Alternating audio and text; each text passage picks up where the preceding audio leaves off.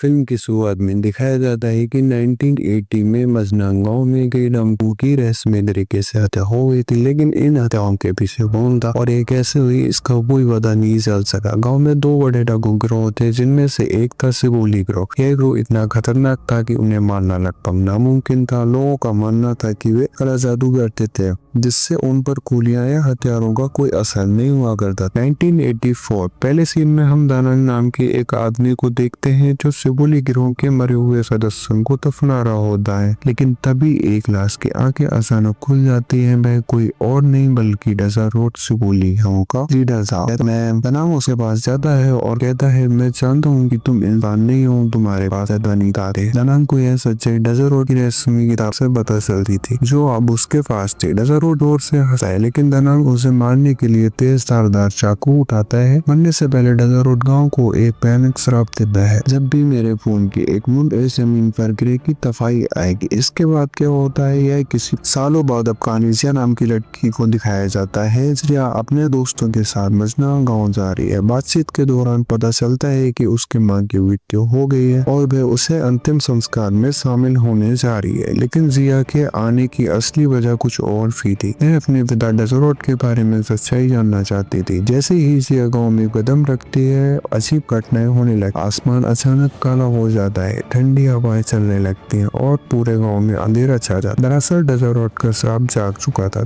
दानंग जो अब बूढ़ा हो चुका था, जिया को देखकर घबरा जाता है। यहाँ हमें पता चलता है कि दानंग ही जिया का दादा है। गाँव वाले भी जिया को शक की निगाहों से देखते हैं। अंतिम संस्कार के बाद दानंग जिया को चेतावनी देता है, अगर तुम यहाँ रुकी तो यह पूरा गांव खत्म हो जाएगा। रातों रात ही जिया को अपनी माँ के घर में अजीब अजीब चीजें महसूस होने लगती हैं। दीवारों पर परछाई दिखती है, अजनबी आवाजें गूंजने लगती है और उसे लगता है कि कोई उसे देख रहा है। अचानक उसका दोस्त एक परछाई को देखता है। वह जमीन पर गिर जाता है और उसके शरीर पर गहरे पंजों का निशान उभर आता है। डरी हुई जिया अपने बाकी दोस्तों के साथ दानंग के घर भागती है। दानंग कहता है, यह तो शुरुआत है, डेज़र्ट का श्राप वापस आ चुका है। अगर तुम बचना चाहती हो तो अभी के अभी यहाँ से चले जाओ। लेकिन जिया नहीं मानती, उसे सच जानना था। वह दानंग के कमरे में घुसती है और डेज़र्ट की पुरानी किताबें ढूंढ लेती है। किताब में रहस्यमय चिन्ह, मंत्र और डेज़र्ट की काली शक्तियों का राज छिपा होता है। तभी उसे पता चलता है कि इस श्राप को रोकने का एक ही तरीका असली जगह पर एक विशेष अनुष्ठान करना होगा।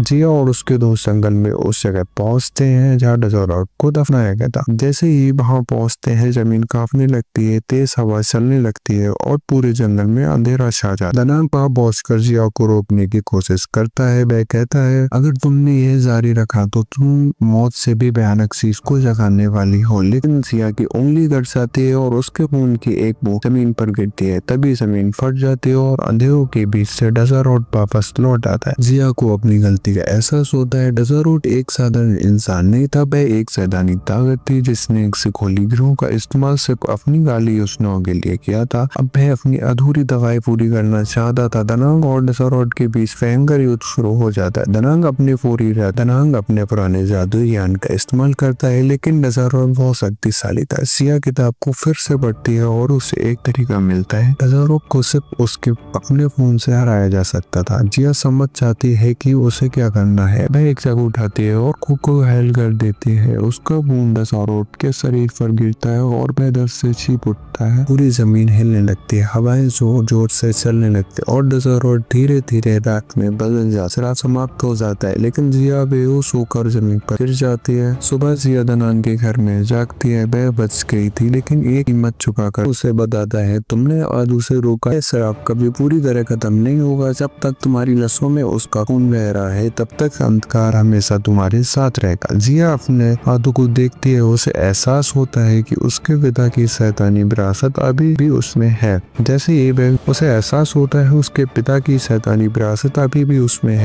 ही वह गाँव छोड़कर जाती है, एक काली परछाई उसके पीछे चलने लगी है। डेज़र्ट खत्म हो गया हो, लेकिन उसकी बुराई अभी जिंदा है।